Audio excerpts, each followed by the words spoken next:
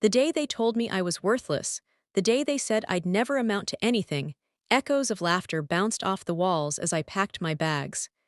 Tears streamed down my face, blurring the edges of the photos I clutched, memories of a family that no longer felt like mine. They thought they'd broken me, that their words had ended my dreams before they even began.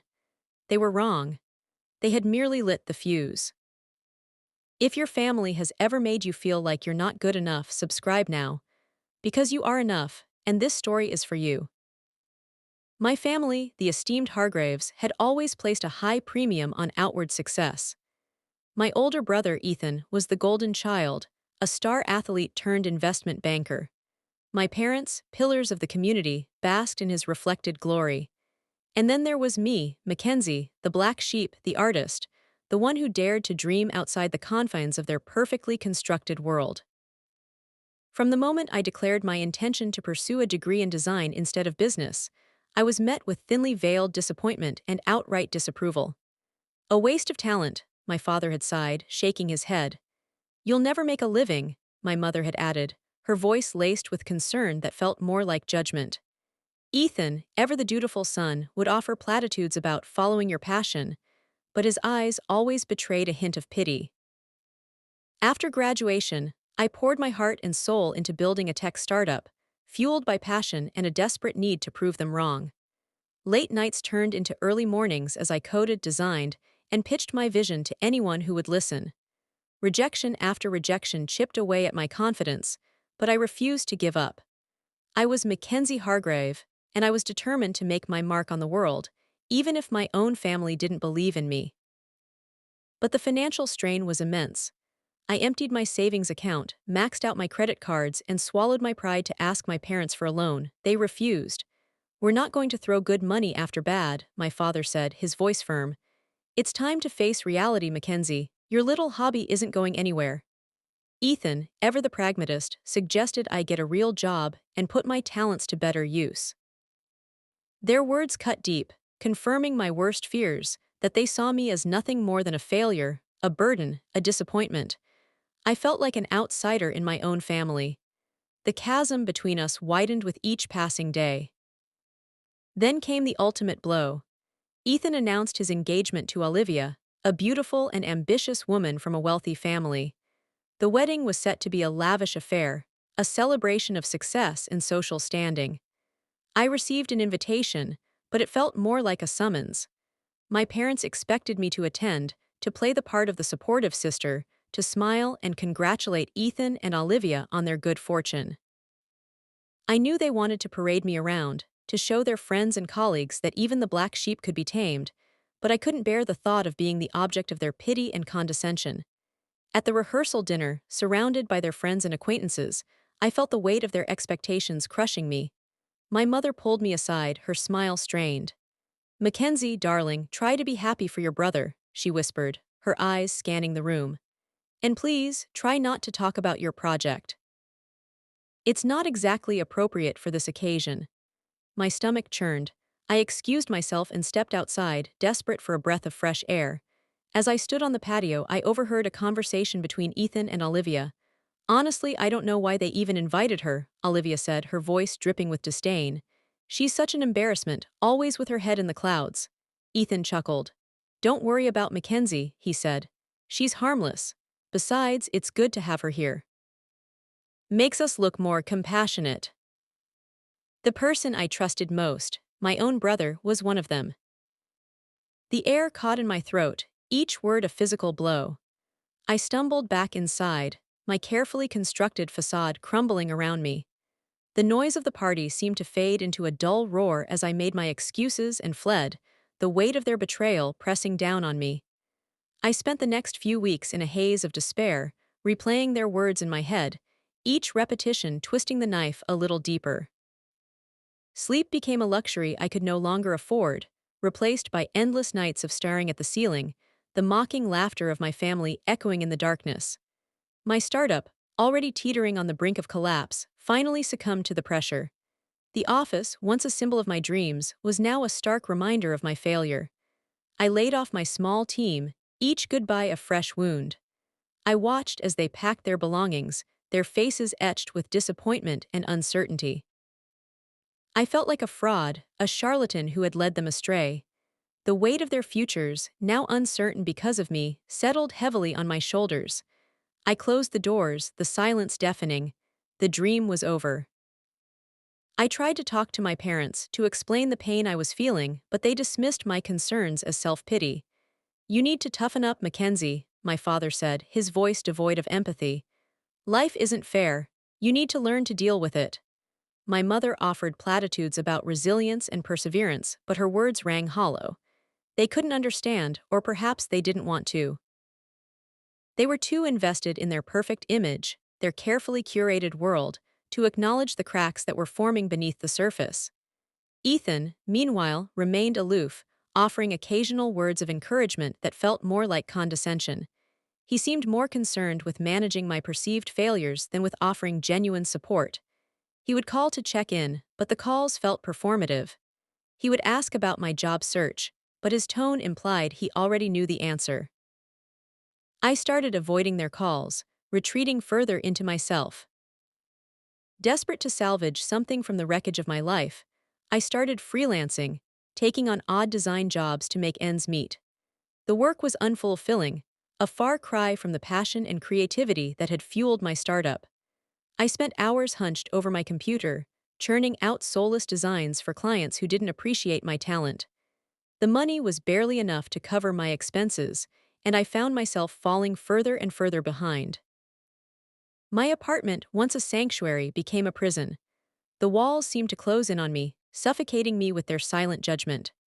I stopped answering the phone, screening my calls, avoiding social media. I didn't want to see the carefully curated lives of my friends and acquaintances, their successes a constant reminder of my own failures. I was isolating myself, cutting myself off from the world, slowly fading into obscurity. The wedding loomed, a dark cloud on the horizon. My parents insisted that I attend, viewing it as a non-negotiable obligation. I tried to explain that I couldn't bear to be around them, that their presence only amplified my pain, but they refused to listen. They accused me of being selfish and ungrateful, of ruining Ethan's special day. I felt trapped, suffocated by their expectations. As the day drew closer, my anxiety intensified. I had nightmares about the wedding, about being surrounded by judgmental eyes, about being publicly humiliated. I considered faking an illness, but I knew my parents would see through my ruse. They had always been adept at detecting my lies, at seeing through my carefully constructed defenses. I knew the truth, I had to face them. Day of the wedding arrived, cold and bleak. I dressed in a simple, understated dress, hopping to blend into the background. As I walked into the venue, I felt a wave of nausea wash over me. The room was filled with elegantly dressed guests, their faces radiating wealth and privilege. I saw my parents across the room, their eyes scanning the crowd. They spotted me and made their way over, their smiles strained. "Mackenzie, darling, you look lovely," my mother said, her voice betraying a hint of disapproval.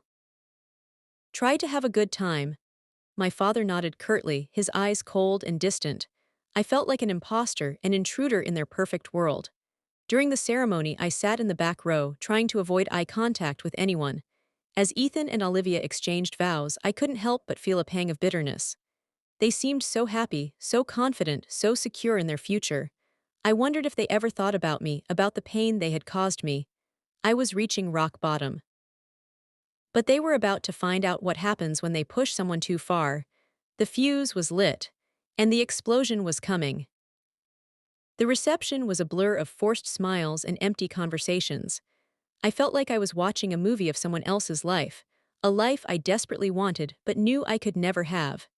Every compliment felt like a jab, every well-wishing a reminder of my own failures. I found myself gravitating towards the bar, seeking solace in the bottom of a glass. The bartender, a kind-faced woman with tired eyes, seemed to sense my distress. She offered a sympathetic smile and a knowing nod, as if she had seen countless others like me pass through those doors. I nursed my drink, trying to drown out the noise and the voices in my head, but they only grew louder, more insistent. The alcohol loosened my inhibitions, and I started to say things I normally wouldn't, sharing my struggles and my pain with anyone who would listen. but my voice was shaking and the words were slurred. I was a mess. Later in the evening, as the band started to play and the dance floor filled with swaying bodies, my mother approached me, her face etched with disapproval. "Mackenzie, you're embarrassing yourself," she hissed, pulling me aside. "You've had too much to drink, go home." Her words stung, not because they were untrue, but because they were delivered with such disdain. I stumbled away, tears streaming down my face, desperate to escape the suffocating atmosphere of the wedding. As I reached the exit, I tripped, sprawling onto the cold marble floor. A wave of dizziness washed over me, and I struggled to get up, my body heavy and unresponsive. A few guests stopped to stare, their faces a mixture of pity and amusement. I felt a surge of shame, my face burning with humiliation. I was the spectacle they all expected me to be, the broken, pathetic failure. The darkness threatened to consume me, pulling me down into a pit of despair. I wanted to disappear, to cease to exist, to escape the pain and the humiliation, to just cease. But then something shifted. As I lay there on the floor, surrounded by the judging eyes of my family and their friends, a flicker of defiance ignited within me. A spark of rage, long dormant, began to smolder. I realized that I had allowed them to define me, to dictate my worth, to control my life. I had internalized their negativity, their judgment, their lack of belief in me, but no more. I would not let them win. I would not let them break me. I would not let them erase me. I would rise. I focused on a single point on the ceiling, drawing strength from some unknown source. I pushed myself up, ignoring the throbbing pain in my knee and the burning shame in my heart.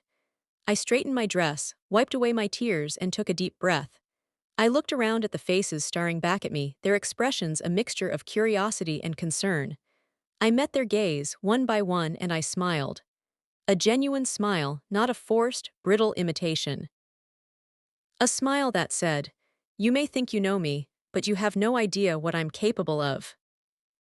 I turned and walked out of the venue, leaving behind the wedding, my family, and the life I had once known. As I stepped out into the cold night air, I felt a sense of liberation I had never experienced before. The weight of their expectations had lifted, replaced by a newfound sense of purpose. I was free. The following days were a blur of activity. I moved out of my apartment, severing all ties to my old life. I sold my car, liquidated my assets, and started to plan. I researched, I investigated, I gathered information. I became a ghost, a shadow, moving unseen through the world, observing, listening, learning. The hurt was still there, a dull ache in my chest, but it was no longer debilitating. It was fuel, a source of motivation, a constant reminder of the injustice I had suffered. The resentment was a burning fire inside of me. Their biggest weakness, their arrogance. They believed themselves untouchable, immune to the consequences of their actions. They thought they could say and do whatever they wanted without fear of retribution. They underestimated me. They assumed that I was too weak, too fragile, too dependent on their approval to ever challenge them. They were wrong. I was done being the victim, the game had changed. Now I was the one in control. I began documenting everything, every slight, every insult, every act of betrayal. I started recording conversations, collecting evidence, building a case.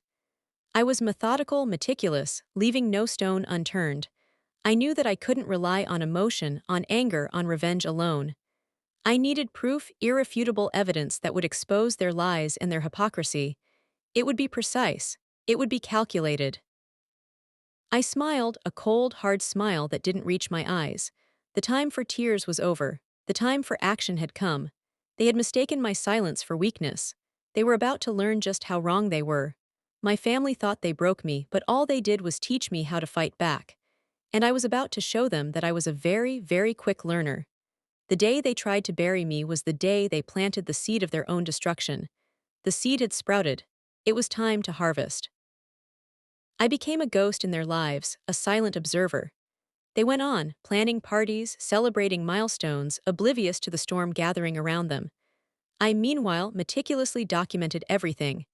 Every boastful comment, every callous remark, every shady business dealing. I transformed my apartment into a war room. Charts covered the walls, mapping their connections, their vulnerabilities, their weaknesses. I invested in surveillance equipment, hidden cameras, directional microphones, turning their world into my own personal reality show. I learned about forensic accounting, tracing their financial transactions, uncovering hidden assets, offshore accounts, and questionable investments. It became an obsession. I barely slept, fueled by caffeine and a burning desire for justice. I had to be careful. One wrong move, one slip-up, and it would all be over. They would close ranks, circle the wagons, and I would be back where I started. But I was patient. I was methodical. I was relentless. I replayed those recordings of Ethan and Olivia over and over, dissecting their words, analyzing their body language, searching for clues. Olivia's disdain for my little project became my primary focus. I dug into her family's business, uncovering a history of unethical practices, environmental violations, and labor abuses.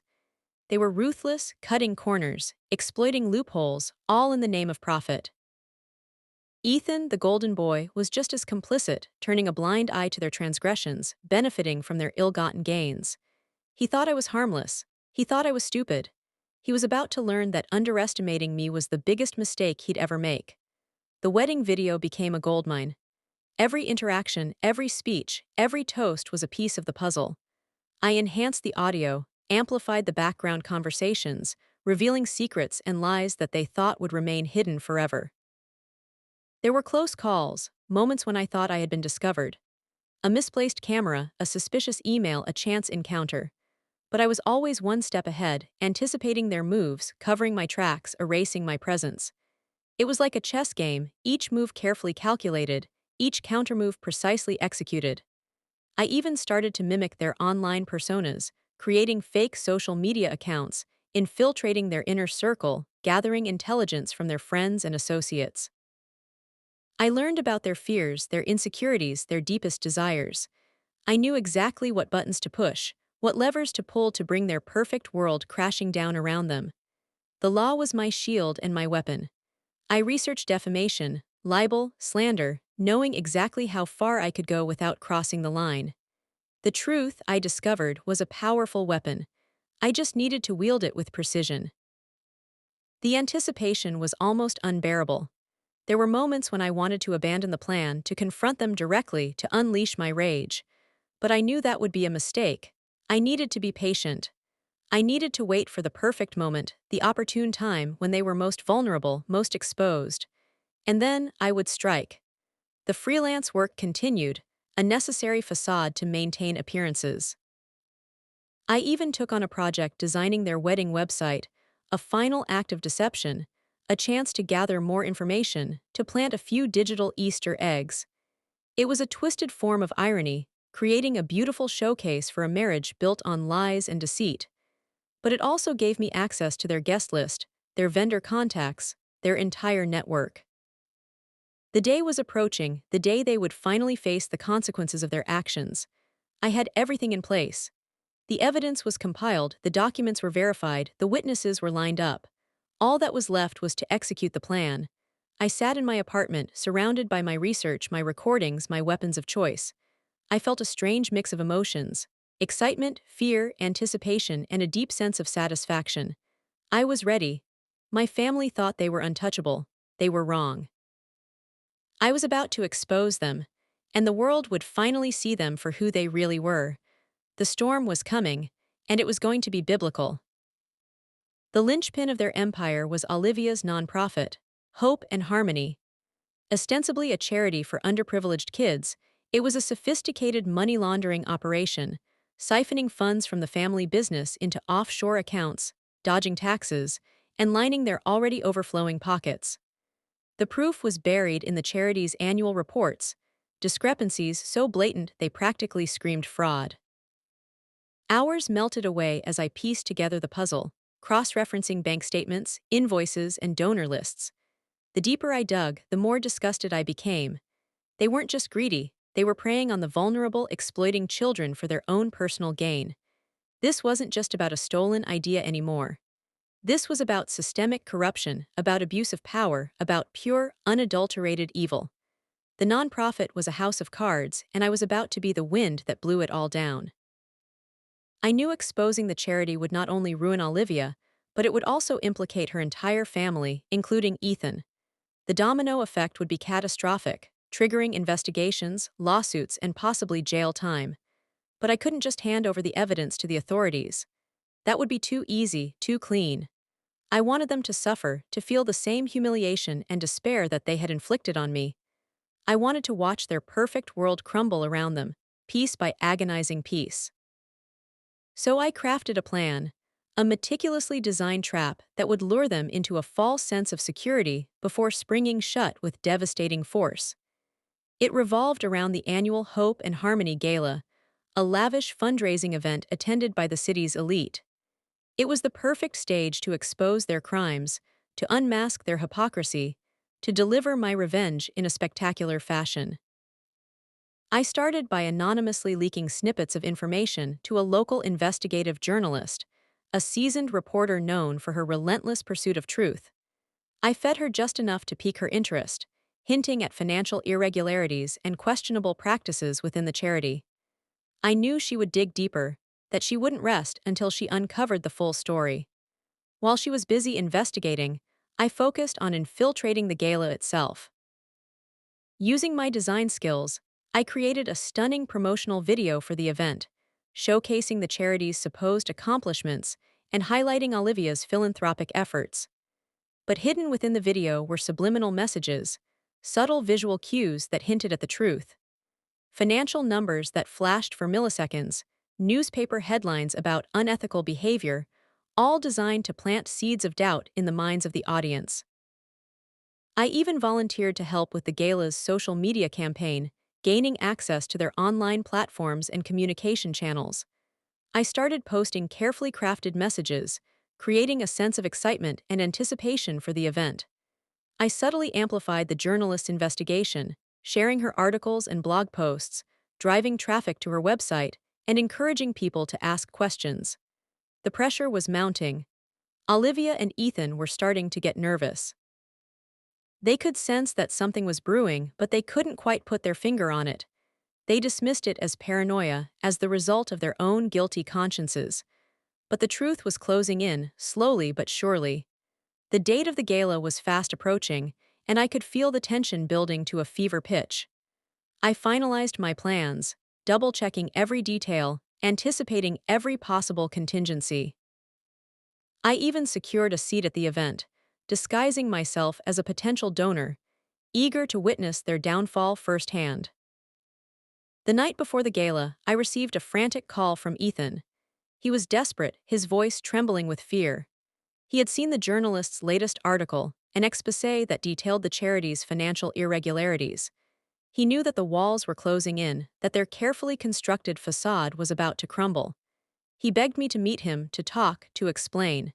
He promised to make things right, to compensate me for my stolen idea, to do whatever it took to make amends. I hesitated, tempted to refuse, to let him suffer in his own self-made hell. But then I realized that this was an opportunity, a chance to lure him even further into my trap. I agreed to meet him at a secluded location, a deserted warehouse on the outskirts of town. I told him to come alone, to bring all the documents related to the charity, and to be prepared to tell the truth.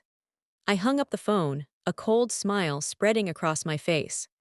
The final act was about to begin. The warehouse was a cavernous space, the air thick with the scent of dust and decay.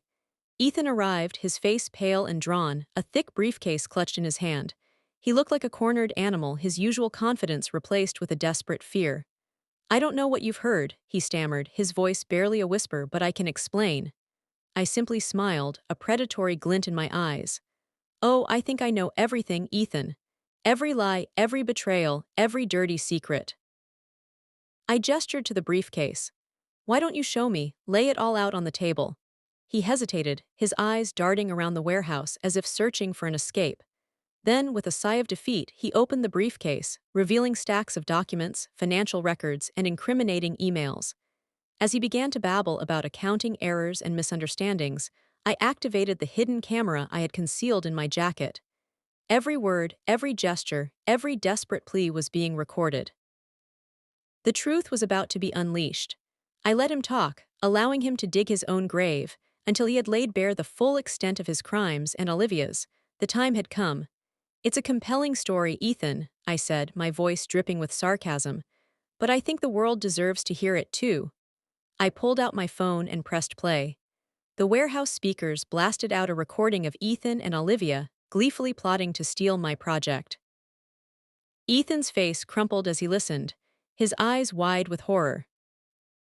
Then I played the wedding video, the enhanced audio revealing their callous remarks and hidden agendas. The warehouse became a courtroom, the evidence undeniable. He lunged for me, his eyes filled with rage, but I was ready. A swift move, and he was on the ground, disarmed. "Don't you dare," I spat, my voice cold and hard. "You had your chance. Now it's my turn." I uploaded the recordings, the documents, and the video to a secure server, ready to be released at a moment's notice.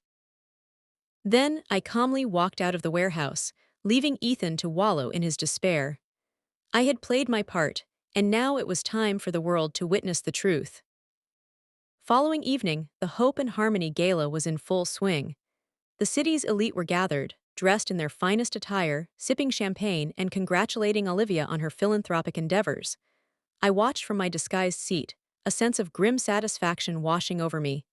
As Olivia took to the stage to deliver her keynote speech, I pressed the button. The digital floodgates opened. The journalist's exposé went live, detailing the charity's financial irregularities and questionable practices.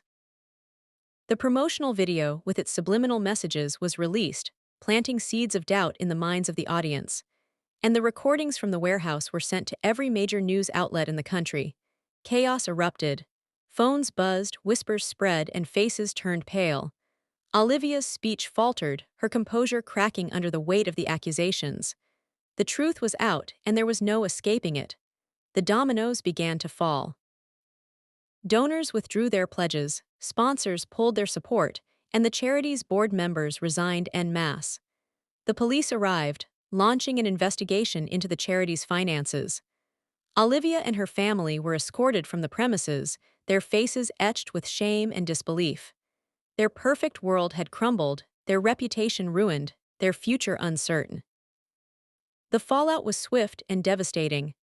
Olivia's family business was investigated, revealing a long history of unethical practices and illegal activities. Ethan was fired from his job, his career in tatters. They were ostracized by their friends, their social circle shrinking to nothing. Lawsuits were filed, investigations were launched, and their assets were frozen. They lost everything. The charity was shut down, the funds seized, and the underprivileged kids they claimed to support were finally given a chance at a better future. The news spread like wildfire, the story dominating headlines for weeks. I watched it all unfold from a distance, a sense of closure washing over me. The hurt was still there, a dull ache in my chest, but it was no longer consuming me. I had faced my demons, I had fought back, and I had won. Revenge isn't sweet, it's necessary. It's about reclaiming your power, about standing up for yourself, about refusing to be a victim. They tried to bury me, but they didn't realize that I was a seed. And now I have bloomed. They lost everything, I just smiled. Would you have done the same? Let me know in the comments. Subscribe for more justice.